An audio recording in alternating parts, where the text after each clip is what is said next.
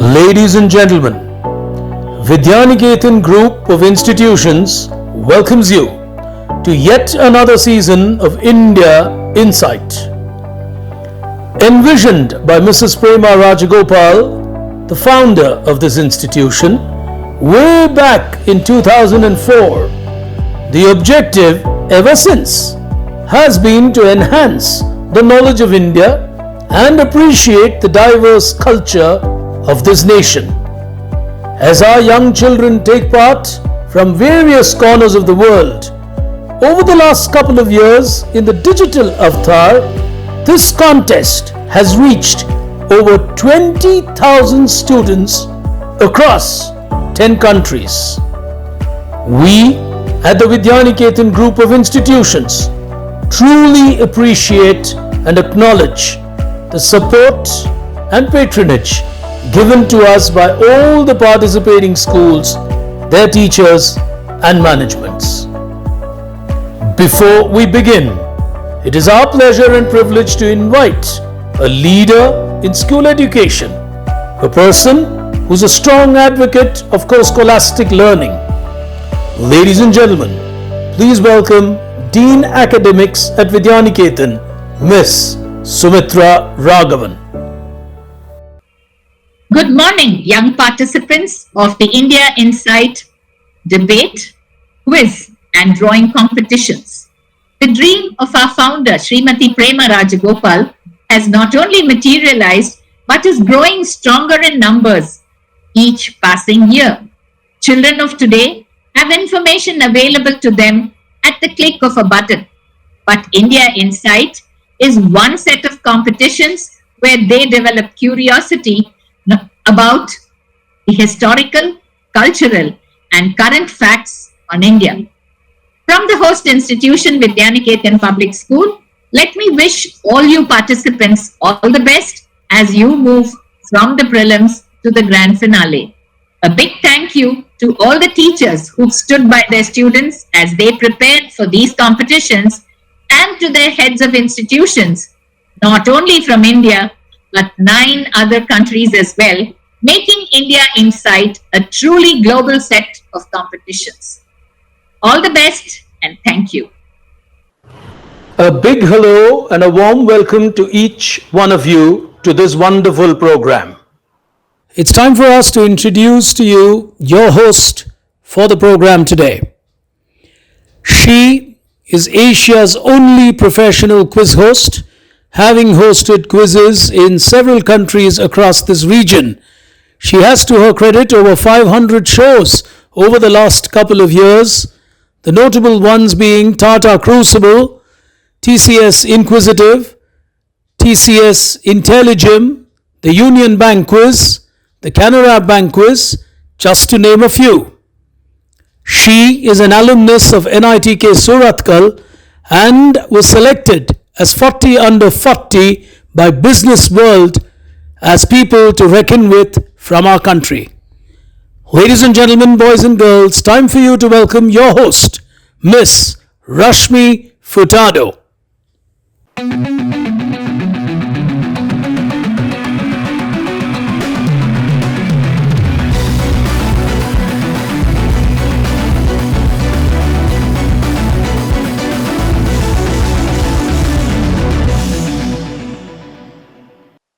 Hello, ladies and gentlemen. Welcome to the first semi-final of the India Insight Debate Young India Speaks 2023. This event has been going strong for many years.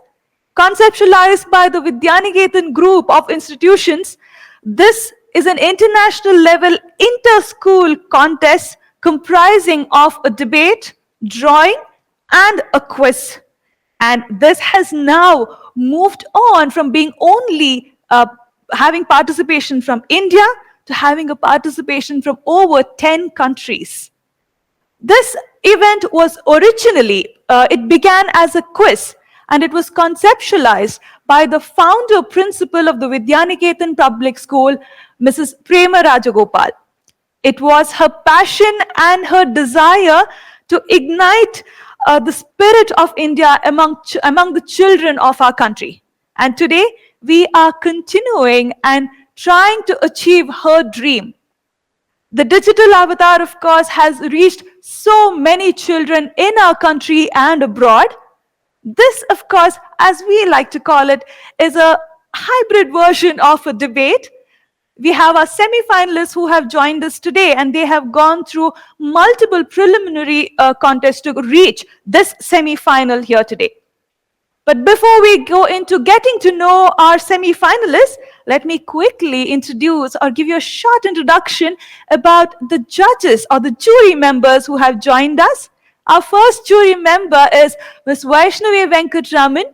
She has a master's in mass communication and has worked in the top media houses all over the world.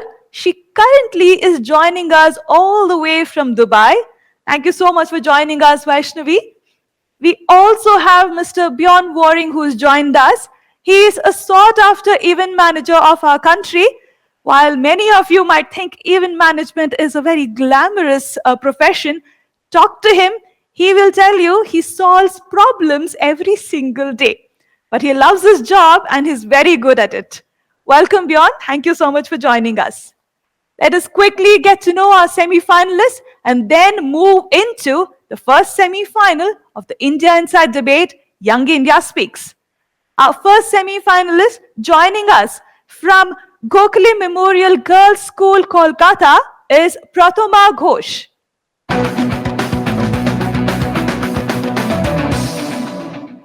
Our second semi-finalist is Unnati Shukla from Motilal Nehru Public School, Jamshedpur.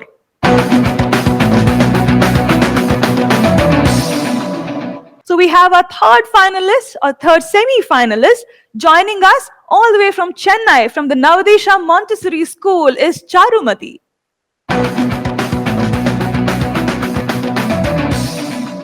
Completing this lineup for us here today is Bhumika Sharma from Sunbeam School, Lahar Tara.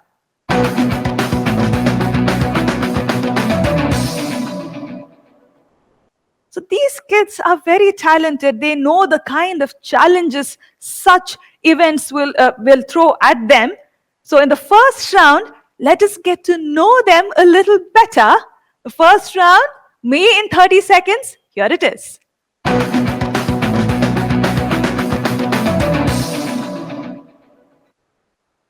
In today's world, nobody really has the time to go through an in-depth and in-detail introduction of ours. So we want to train our students to effectively introduce themselves in 30 seconds and how to make an impact in 30 seconds. But this is an India Inside Young India Speaks contest, which means they have to introduce themselves in the context of being the citizen of a country like India. You have 30 seconds of time to introduce yourselves. Our first contestant who will introduce herself is Prathama Ghosh from Kolkata. Prathama, your 30 seconds of time starting now. Good evening, respected jury and fellow friends. I am Prathama Ghosh, a proud citizen of this nation, and I would firstly like to thank Skill Enablers for giving me this opportunity to talk about my pride, my country. I hail from the city of Joy, Kolkata, and I go to Gokhale Memorial Girls' School. Being a ninth grader, I have many passions and hobbies like reading, writing, painting, listening to music, and watching films. I'm extremely glad to be a part of this debate. Thank you. All right, thank you, Prathama. A talented young contestant here today. Many skills and talents that she has. Let's move on to a second contestant. Up next is Unnati Shukla from Motilal Nehru Public School, Jamshedpur. Go ahead, Unnati, your 30 seconds of time starting now. Hello everyone, I'm Unnati from Motilal Public School. Introducing you today, I'm a project girl who is engaged in all science with music, with reading model print in their primary way, and I'm from Motilal Public School, Jamshedpur. All right, thank you, Unnati. Charumati, you're up next. Your 30 seconds of time starting now. Thank you, ma'am. I'm Charumati Vijay studying in Navadesha Montessori School in Chennai in 9th grade. India is my country and I'm very proud of it. But I'm also not ashamed to admit that we need rapid development. I don't just wish to see changes either, but rather be an active driving force as it goes. If you want to make the world a better place, take a look at yourself and make a change. So I wholeheartedly strive to be my best self. I really enjoy creating and art. My dream is to pursue a career in research and be a scientist and innovator to help our nation to advance and help the underprivileged with technology. I wish for India to be a first world nation and be a global leader, if not now, then in a few decades. Because you should ask not what your country can do for you, but what you can do for your country. And I think the best I can do for my country is study hard and persevere to be the most valuable asset I can be for our nation. Thank you. All right, a scientist in the making there. Let's hope she can achieve her dreams or maybe go higher than even being a scientist. All right. So completing this round here for us is Bhumika Sharma. Bhumika, your 30 seconds of time starting now. Thank you, ma'am. A very warm greetings of the day to each one of you present here. I am Bhumika Sharma from Sunbeam School, Leher Tara, and I'm a very proud citizen of the world's largest democracy, the land of diversity yet unity, the land preaching and talking about Vasudev Kutumbakam. I am the citizen of India, and a very, very, very proud one. As the 11th grader of Sunbeam School, Leher Tara, I have varied interests, especially in the areas of social sciences because I'm a humanities student. I specialize in history. Also, I love reading books and listening to music. I hope we have a wonderful debate session here. Thank you. All right, thank you, Bhumika. All right, our semi-finalists have introduced themselves. Even before the semi-final has actually begun, I think our judges are going to have a tough time figuring out who will qualify into that world finale.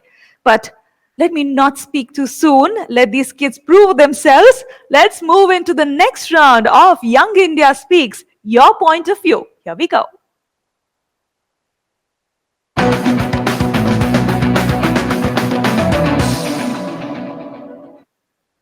We have a topic for all of our contestants. The topic coming up right on the screen. Top 2 priorities for India at 2047 and why? We just celebrated the 75th year of our country, and 2047 would be the 100th year. We want to know what Young India thinks about the top 2 priorities that are important for our country at 2047 and why. The contestants get a minute's time to speak about the topic, and I request all of you to stick to the time limit that has been given to you and make your 2 points and explain the reasons for it. All right, let's start with Bhumika this time. Bhumika, your minute's time on the topic, top 2 priorities for India at 2047 and why. Starting now. Thank you, ma'am.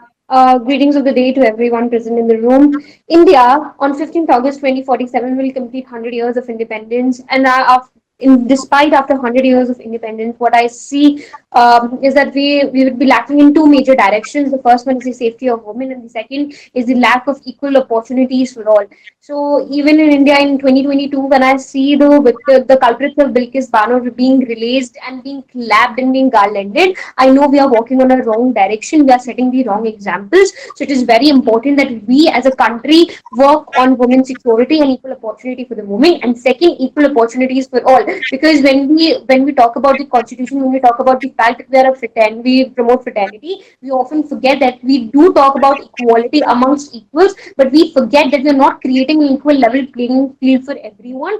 And so it is very important for each one of us to have equal opportunities socially, politically, and economically. So I think India 2047 must target for these two major things. First is the safety of the women, and the second is equal opportunities for all in all the 3 spheres of life. With this, thank you. Thank you, Bhumika. She mentioned something very creatively. I think equal opportunities for equals is what's provided, and not equal opportunities for everyone across all the strata of the community is what she spoke of. Beautiful points there by Bhumika. Let's move on to our next contestants. Unnati, you have a minute's time on the topic. Please go ahead. Yeah, we know that India has given us a lot of opportunities, but in the new field we can work on more. One would be our education field. Education is such a field where our students need to be trained at what is right and what is not Correct, because everybody's working towards science, science, science. They should get a broad perspective of studying what they like and what are opportunities in that field. Next would be our women empowerment. What you mentioned exactly. Women empowerment is such like when you educate everybody, you tell them where you have to go, and you tell women that yes, it's okay. Apart from the voting rights, women should get every right which they deserves. And therefore, I sum up education and women empowerment with two key points that India must keep a priority. With this, thank you.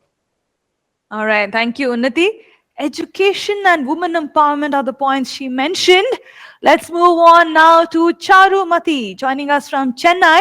Charumati, a minute's time on the topic starting now. Thank you, ma'am. India will be turning 100 years old in 2047, a century. To find the answer of the top two priorities for India 2047, we need to find the question first. What do we expect out of an India 24 years in the future? Do we expect anything too much? Let's be realistic. We should aim for just advancement, steps towards a developed nation, steps toward a developed economy, to be a welfare state, a corruption-free, ethical nation with no discrimination, decrease joblessness, proper homes for other people, a stable population, a healthy group of citizens, a well-functioning society with ethical moralities. How do I seek to answer these questions? I seek education, and I seek technology. Education, educating the mind is the most important thing for a person. If we solve education, we can easily solve the problem of inequality. People will be aware that women and men and all genders and sexualities are equal to each other.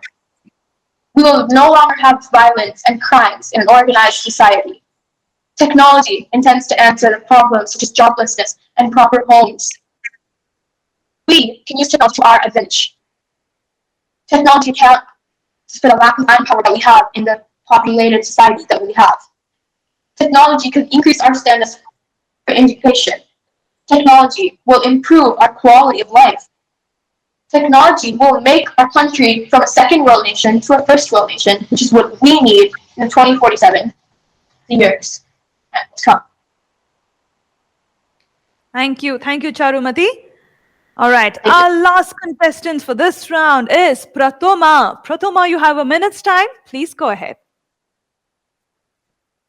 Top two priorities for India at 2047 and why. 2047, 25 years from now, India will be independent for 100 years. Greetings, I am Prathama Ghosh, and through my speech, I will cover two main priorities which are, in my opinion, necessary in India by 2047. Primarily, I would like proper implementation of the National Education Policy of 2020. Being a student myself, I would want that by 2047, this scheme covers a larger base like hybrid teaching, multilingualism, emotional and academic development, solving the problem of illiteracy, increasing the level of human resource development.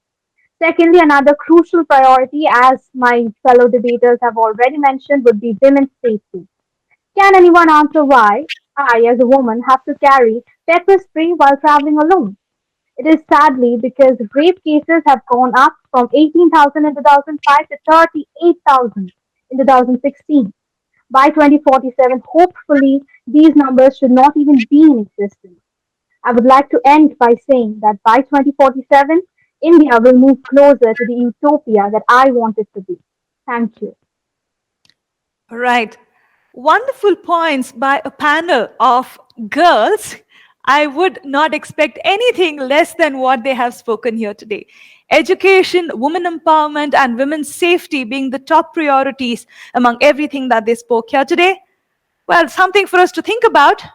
What Prathama said is absolutely right. Why should we go around this entire country carrying a pepper spray? Does not make sense at all. All right. For now, let us move on into the next round of our semi-final here today, War of Words. Here we go.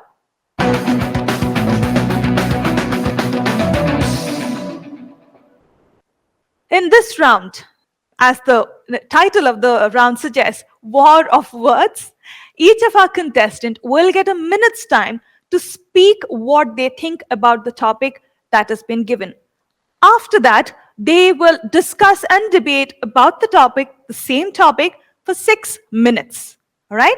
Contestants, please remember, a total of 10 minutes is what you get. Okay? Please do not eat into each other's time because 1 minute each is what you have. I will stop you. I did not stop you in the previous round, but in this round, if you cross a minute's time, I will interrupt you and I will stop you because you cannot eat into your fellow semi-finalist time at all, okay? And at the end of the 9th minute, that is when you start your discussion. At the end of 9th minute, I will let you know that you have a minute left. Please ensure that you conclude the discussion after that, okay? The topic that our contestants have for this round here today is India should have a 4-day working week. Well, there would be a lot of debate around this topic. There's been a lot of debate all over the world. There are countries that claim that this has actually increased productivity, but then there are countries that claim that it may actually increase a lethargy and laziness among the workforce. Let's see what our contestants think. Each of them have a minute's time to speak their mind on the topic, and then 6 minutes to discuss the same topic. Let's start with Prathama. Prathama, you have a minute's time. Go ahead. Good evening. I am Prathama Ghosh and I will be speaking against the motion. India should have 4 working day system in a week. To tell the truth, at first glance, it does sound very much convenient to have 3 days off of work. But imagine cramming 5 days load of work in 4 days, which makes one too tired to enjoy the 3 day weekend. Doesn't sound so nice, does it? Because if we look at the situation realistically, decreasing the number of working days would increase the working hours, as the reduced work days may not translate to lessening the workload or the targets and the deadlines.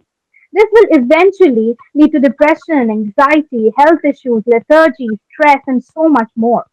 With less working days, we might end up with a workforce completely inefficient and unproductive, leading to poor customer service and satisfaction. It will give rise to more problems than it promises to solve. Thus, I stand opposed to the idea. Thank you. Thank you, Prathama. All right, Charumati, you're up next. Your minute's time. Go ahead. Thank you, ma'am. India should have a 4-day working week. What is wrong with that? Currently, we have a 5-day working week, but some cases a 6-day working week. I'm saying India should have a 4-day working week because it has already been proven before. In the start of India's independence, that is in the 1950s, the average Indian used to work 100 hours a day, which we can't imagine what they're working. But now, the average Indian works only 40 hours a day. Would we not say that India is more developed? So if we work about 8 hours a day, why not just work 30 hours a day? Perhaps increase 1 hour a day and work 36 hours a day. What is wrong with that? This actually increases efficiency. According to Amartya Sen's capability theory, and he is a Nobel Prize winning economist, by the way, the average Indian can work more if he is empowered. The capability theory focuses on one's ability to do something, and one's ability obviously is more shown when we have a prize challenge to fulfill. And I think that we could definitely have a healthy work-life balance with 4 days. We'd be much more lethargic with 5 days working week and we're working more. We'd be much more efficient because we can use rotational shifts to ensure that more work is being done. For example, let's take 2 4-day shifts. We can actually work 6 days if we have 2 days coinciding. For example, Monday to Thursday and Wednesday to Saturday. This will also make sure that the primary medical and safety, such as police functions, will be more improved as they're working 7 days a week currently. If instead of working 6 days a week, they get 4 days a week each, we can improve themselves by making sure that the people who are there will get rest.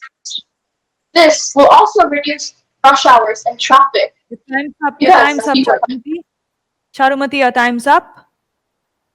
All right. Prathama thinks it's a bad idea. Charumati thinks it's a good idea. Let's see what Bhumika and Unnati have to say. Bhumika, go ahead. You have your minute's time. Thank you, ma'am. Greetings of the day, everyone. I Bhumika Sharma, strongly oppose the motion that India should have a 4-day working week. And to support my arguments, I have three basic instructives to put forward. The first one is in less productivity. While you might come up with the arguments like there would be more productivity and people would have better work-life balance, but that would ultimately lead to people not working and ultimately reduce the reduction in the GDP and the economies of the country in an era where the capitalistic worldview is at its peak. So that's not a priority. Second of all, what about the important services such as the medical services, the police services, and the services which are essential and basic in nature? Are we going to allow people to work on a 4-day basis in that area as well? And if you don't allow, aren't we creating an unequal world wherein the medical officers and the essential workers would have to work a seven days a week, while most of us would enjoy a 3 long day weekend? That's not fair at all. And lastly, the third constructive which I would like to highlight and would like to bring in the perspective is that if we have a 4-day working week, it ultimately reduces the productivity. Also, a task would require a lot more time to be completed. Right now, we work almost like for 5 days a week. So the work would be ultimately shifted to the next week, and that would ultimately lead to a lot of chaos and confusion amongst the employers and the employees. So ultimately, I believe that India should not have a 4-day working week, especially when we are a developing economy, especially when we need money to run our lives, when we need money to run our houses. Let's not live in a utopia. Let's come back to reality. Let's not believe that unicorns still do exist. Thank you. All right. Unnati, you have your minute's time on the topic. Go ahead. Basic, India should have a 4-day working week. I'm totally against it. Because a week we have 7 days and we have 2 weekends. And a 4-day working pattern does not go well. What in this 4 days, what will exactly happen to us? So the 4 days working system, what will go on? We have two major reasons. The first in reality basis, the productivity level. Many say that the productivity will actually increase because we have a less time and we have more work to do. But especially if productivity won't increase, people will think that okay, it's 4 days, we'll relax because we have 3 days getting to relax. That is what the whole pattern says. And the second one is that how each day, if we do, we'll be doing a less work. Ultimately, we'll think that we'll get a 3 days like break. So that is how the system and the mindset of people will change. They will just relax and snooze more other than working. So I think this should not be there in India, especially where we are here to grow each day, learn each day, and to have a developing mindset. This won't work out. Thank you. All right. Those were the perspectives of all of our semi finalists. Now it's time for them to debate the topic out amongst themselves. All right, girls, the floor is open. 6 minutes is what you have. I will stop you at the end of the 6th minute. Okay? All right. Back end, I would need help with the time limit. All right.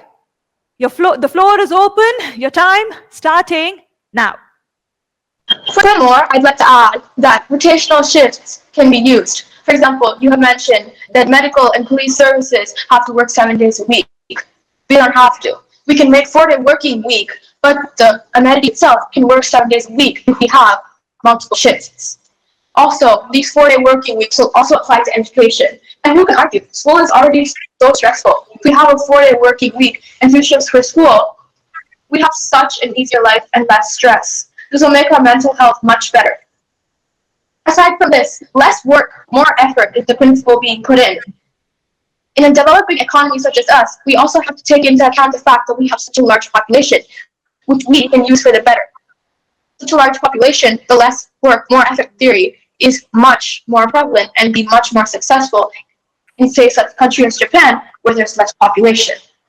There are many problems that may come in this theory, but all these problems can be solved by modern day technology and proper time management. This is not only increasing our mental health, but also our physical May I health. would like to Did add you a know point that here? Indians suffer from insomnia? Actually, 46% of Indians suffer from insomnia as a result of their work or school life. This can be addressed if we have a 4-day working week. There's also a high rate of suicide, which can be addressed if we have a 4-day working week, because this leads to a decrease in depression, and it'll be less severe for us. this actually So won't let's result in a begin work decreasing 4 days a depressions week, what we basically. ultimately create is Your a point work is environment wherein you have the liability and the responsibility to work wherever and however you want. And whenever you enroll yourself in an institution or wherever you go, you enroll yourself not to the institution but the values the institution holds up to. And I think duty, devotion, and discipline are the three top priorities for any exactly. institution to work on. Having a 4 day work week would not lead to anything but to the reduction in productivity.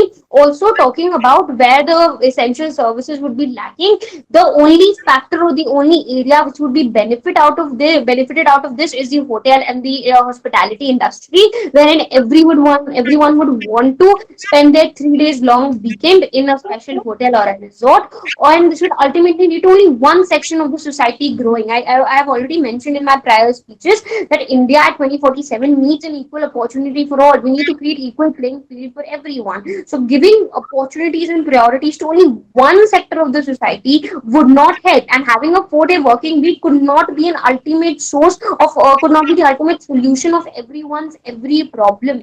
And also creating a 4 day working week is confusing at all. Is confusing as well. Who decides which 4 week of the day are we working on? Are we working on the Mondays, Sundays, or are we working on the Tuesdays and the Thursdays? What are those four particular working days that we are working on? Also, the salary system and sick leave system and the paid leave system would be highly affected if we implement such systems in our country.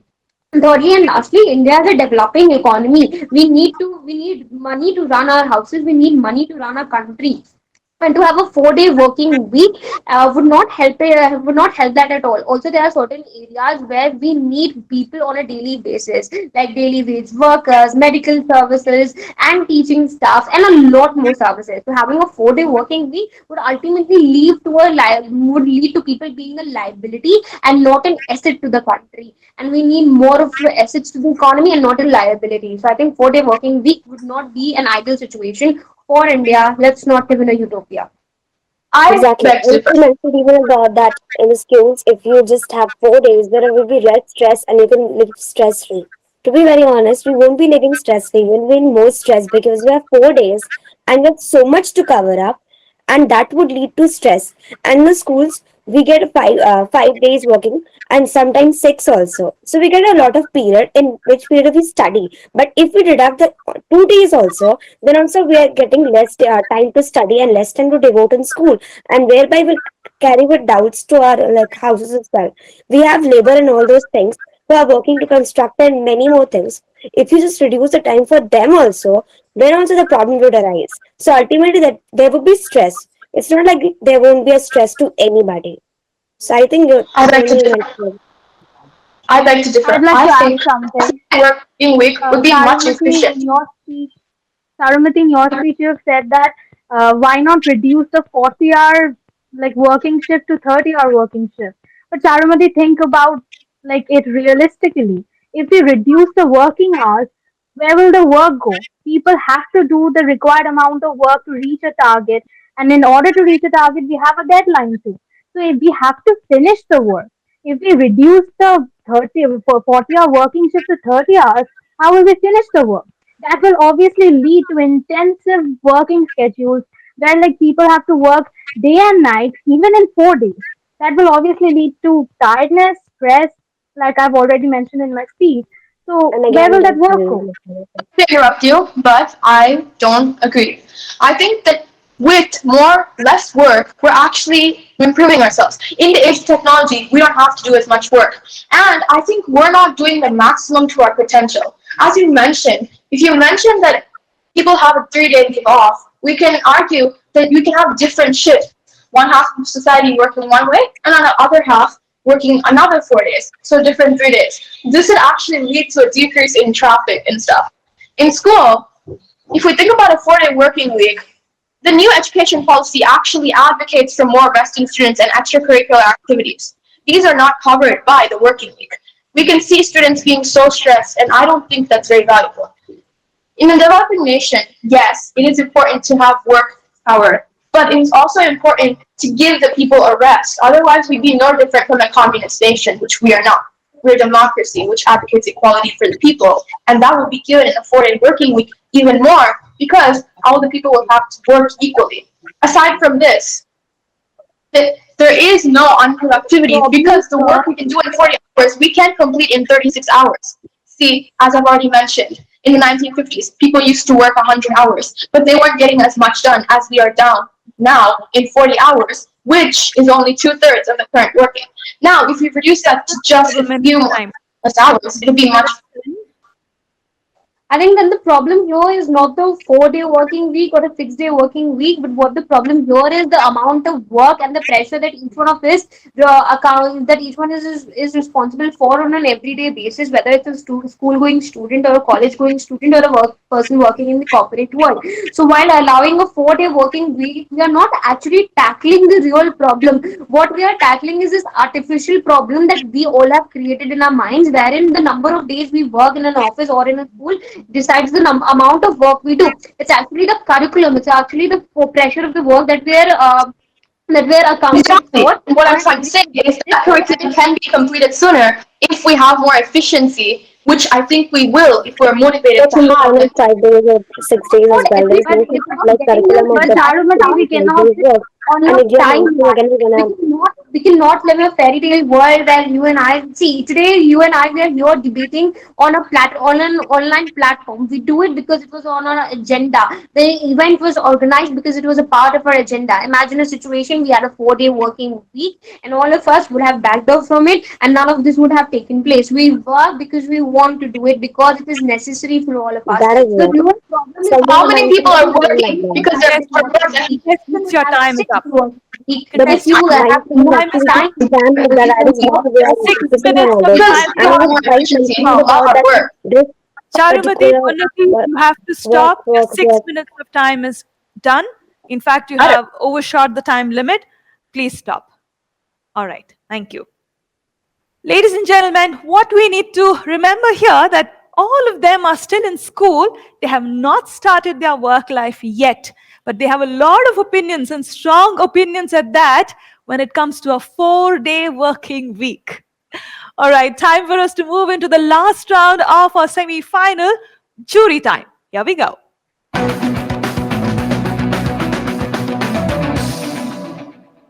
Ladies and gentlemen, you have been watching the India Insight semi-final 1 for Young India Speaks. We have reached the last round of the semi-final. Let me quickly introduce our jury members to you and then move into the jury round. Our first jury member for the day is Vaishnavi Venkatraman. She's presently the editor-in-chief of a popular lifestyle magazine based out of Dubai. She has previously worked with top media entities such as the Times of India, Yahoo, Sifi, and Curly Tails UAE. Content and coffee are her favorite things, but travel and food also is her bread and butter. When she isn't brewing delicious, wanderlust content, she's busy planning the smatter of restaurants she'd visit over the weekend or ticking off places in her bucket list. When in doubt, she prefers to escape to the mountains and or just go on to Netflix and get into a marathon of binge watching Friends or Grey's Anatomy. Well, thank you so much for joining us, Vaishnavi. I also see that she loves cheese popcorn a lot, and that is what she usually munches on when she's binge watching on Netflix. I'm pretty sure all of our kids here will be able to relate to that, Vaishnavi. Thank you so much for joining us. Pleasure, Rashmi. Thank you. Our second jury member for the day is Mr. Bjorn Waring. He is one of the most experienced event management professionals in India. He has managed more than 5,000 events across a career spanning close to 3 decades. He has helped great brands like the Tatas, Bosch, ICICI, Wipro, Honeywell to create lasting properties and events. Traveling more than 200 days a year for the last 20 years, there is possibly no airport in India that Bjorn has not seen. A passionate leader, he believes in hard work and he is the COO at Wings Events. Nothing can take him away from his work except a huge bucket of ice cream and popcorn. I have personally worked with him and that is absolutely true. Bjorn, thank you so much for joining us here today. All right. Thank you. Thank you for having me. All right. So, Vaishnavi, would you please go ahead and ask your question? And whom would you like to speak with first? Thank you, Rashmi. So I think my first question would be to Pratoma. Please go ahead, Vaishnavi. Yeah. So Pratoma, I do understand that you're not for the 4 day week, the 4 day work week. And your points with regard to that was that squeezing in 5 days of week, 5 days of work into a 4 day week can lead to a lot of health issues and, anxiety, depression and whatnot. But my question to you here is, we're working 5 days a week. I don't think we're any short of health issues across the world. There are people suffering from depression, heart attacks, cardiac arrests. I mean, these are things that we see here and speak of almost on a daily basis. So, how do you think not having a 4 day week will actually help improve one's health? Yes. So, as you said, there are problems. We cannot deny that. But maybe if we implement this kind of working schedule in India, we are giving or we are giving it a space to be aggravated to a greater level, maybe depression or anxiety, whatever it is. And these are serious issues at a time. I've seen people in like close to me suffer from this, and it's not a pleasant feeling at all. So I would want to firstly mention that the term 4 day working week is kind of vague because we are not mentioning if will have, as Charumati has said, shift work, different shifts where people can work through different Right. days. So I would firstly want that there is like a detailed description of what is to be implemented and what is not. Maybe if the workload can be reduced by anyhow, maybe through AI or artificial intelligence or any kind of technology, then the 30-hour working shift can be managed in the 4 days. Even then, it can be very intense of a schedule, but if we still work 5 days a week and like somehow find a way through technology to reduce the workload, then we can have a reduced stress level and the work environment can be more free, or what can I say, stress less, I guess. So yeah, Right. Thank you. Thank you so much. All right. yes, Thank thank you, you. Pratoma. Thank you, Vaishnavi. Beyond, please go ahead. Whom would you like to speak with? Bhumika, I would like to ask you a question. You spoke about safety of women. So I just want to ask you, what are the policies and laws should our government enforce to increase safety for women by 2024? What do you think? 2047, sorry. So, like the ones which I want to be implemented. No, I'm saying what is the policies and laws you think the government should put into place by 2047 to make sure every woman is safe in our country and we don't have women carrying pepper sprays? Sure, sir. First of all, thank you so much for the question, and thank you for being a patient listener while I was giving my speech. So to answer your question, I began my speech with an example of Bilkis Bano. So during the Gujarat riots, the Bilkis Bano, she was raped, she was pregnant, her child was killed, and after this, when the rapists they came back, they were garlanded, they were offered sweets. So here in the country, in here where we believe that women are the goddess, government policies for sure they need to work. I think one major policy which should be the prime target of each one of us is the education, wherein we need to change the mindset of the people. Because of course there are laws made, there are policies made, there's a lot of discussion which takes place on an everyday basis. But what is the ultimate result of it? So I think the policies which should be the target when we talk about women's safety, so that none of us should be carrying a pepper spray or should think twice before leaving my house before after 11 in the night, is like you first is the education to change the mindset of the people, and second is strict laws and advanced justice system, because justice delayed is justice denied. If you serve me justice after 10 years of Nirbhaya case, that justice is justice, but when you delay justice, you deny it indirectly. So justice, fast justice, and education should be the top-notch priorities and the policies which the government needs to focus on. All right. Thank you, Bhumika. Thank you, Beyond. Vaishnavi, whom would you like to speak with next? Charumati. Please go ahead.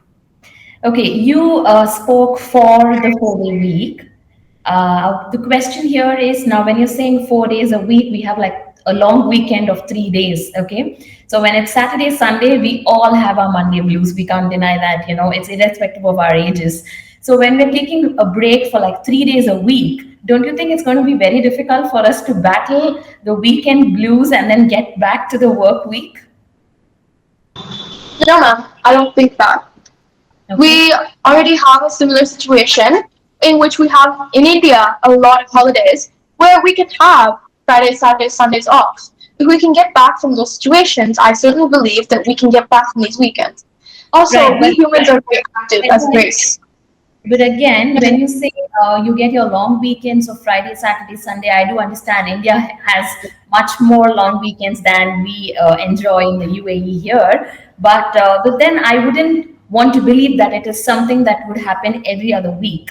And when we're talking of a 4 day week here, we're talking of something that is going to be a practice and not something that would happen as a one-off, event, probably once a month or once in 2 months. So when you're speaking of something that's going to be a routine in your life or in your school life, especially, do you think it's going to be easy for you all to like snap out of a 3 day break or get into that rut again? I think, ma'am, if we're really productive, we'd be looking forward to it. There's a saying that too much of anything is good for nothing. Too much of weekend will leave us to be more craving for the work and the action that we get in the weekdays. I think the 3 day weekend is actually very useful because it helps us reflect and think back on what we did during the weekdays. It helps us get us back on track and just refresh, and start our life once again into the cycle. It might be a difficult time as we start out, but as everything goes on, it becomes a routine. I think we might well adjust to it. Okay, thank you. All right. Thank you, Charumati. Thank you, Vaishnavi. Well, I don't know about rest of the world, but people in my line of work and beyond's line of work have no weekends, even if it is 2 days that consists of a weekend. Vaishnavi as well. Yeah, you can still know when you grow up. All right. Beyond, whom you have Unnati that's left, please go ahead. Hey, hi, Unati. I have a question for you. What do you feel about the new flexible working culture, and how would that affect, the 4 day working week? And if you do have a 4 day working week, uh, the 3 days that are there, would that be would y'all be able to look at upskilling in one of those days, which are not there right now? Thank you, sir, for your question. So, possibly, if we have the 4 days working system, we'll work 4 days and the rest 3 days. Well, what we do, because we are not acquainted to that particular system, firstly, so we'll use that 2 days for our weekend time and 1 day for upskilling, like doing something which is to be like again a productive one.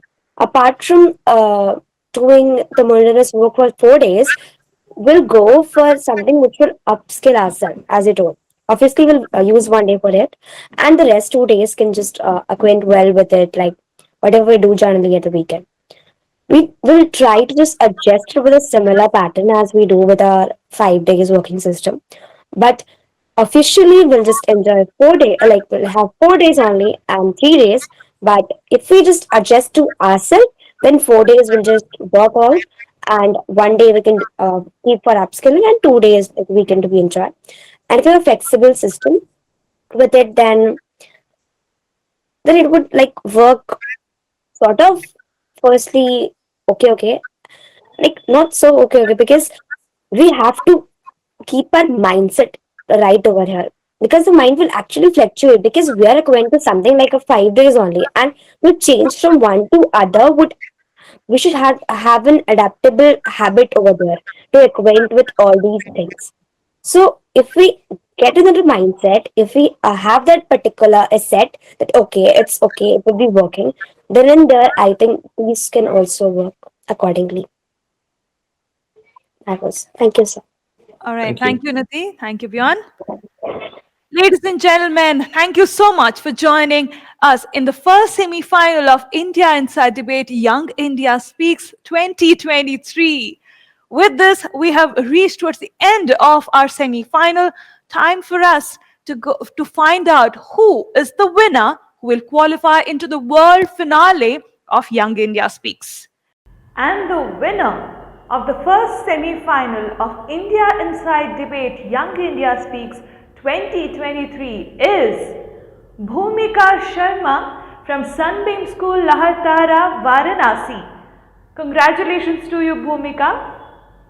I would also like to thank our jury members for being part of this event here today.